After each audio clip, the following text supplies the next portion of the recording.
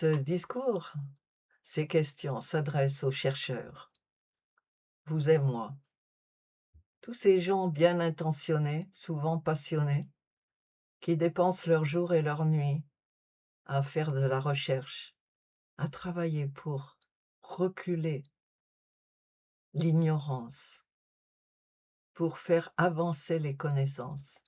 Et quelquefois, ça nous monte à la tête tout ça, et on commence à croire qu'on était des génies, des gens qui connaissent tellement de choses. Et alors, du sein de la tempête, l'Éternel répondit à Job et à nous: «Qui donc obscurcit mes desseins par des discours sans connaissance?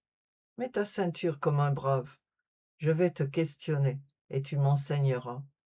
Où étais-tu quand je posais les fondations du monde? Déclare-le, puisque ta science est si profonde. Qui en a fixé les mesures, le sais-tu donc? Qui a tendu sur lui le cordeau d'arpenteur? Dans quoi les socles de ces colonnes s'enfoncent-ils?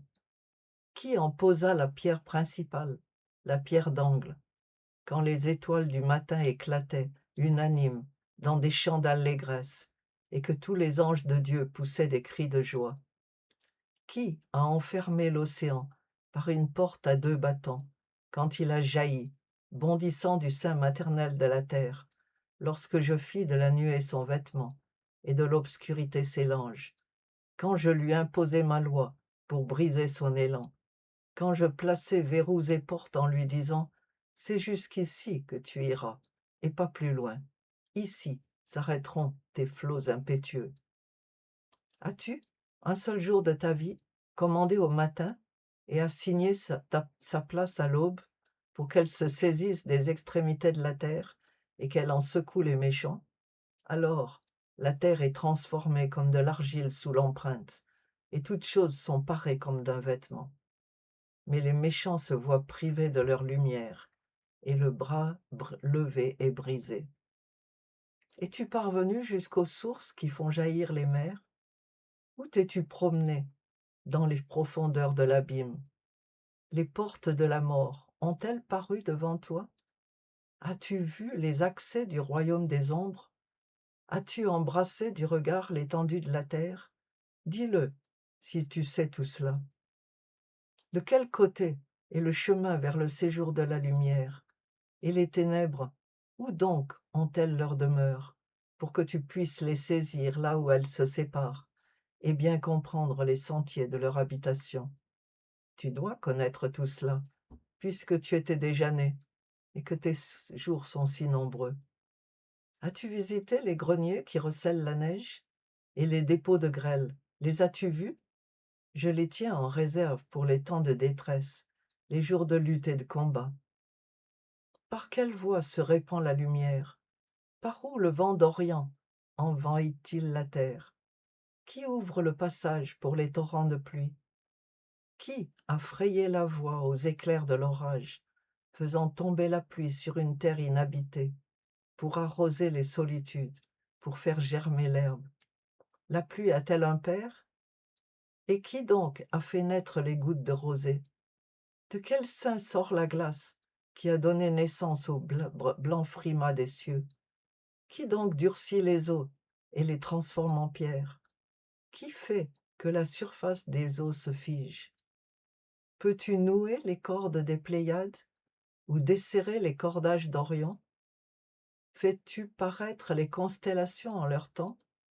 Conduis-tu la grande ours et ses étoiles secondaires? Sais-tu par quelle loi le ciel est gouverné?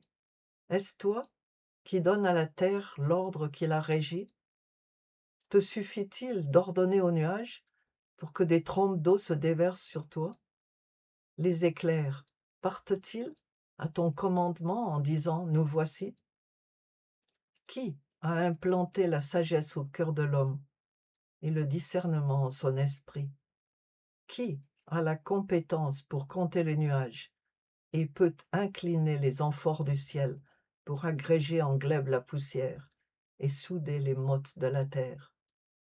Peux-tu chasser la proie pour la lionne Apaises-tu la faim des lionceaux quand ils sont tous tapis au fond de leur tanière, quand ils sont à l'affût dans les taillis épais?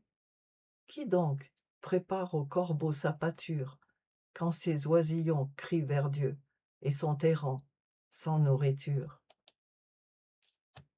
Il y a sans doute des myriades d'autres questions que nous pourrions écouter et humblement reconnaître comme Job que nous sommes finalement stupides et que toutes nos connaissances sont justes comme des grains de poussière.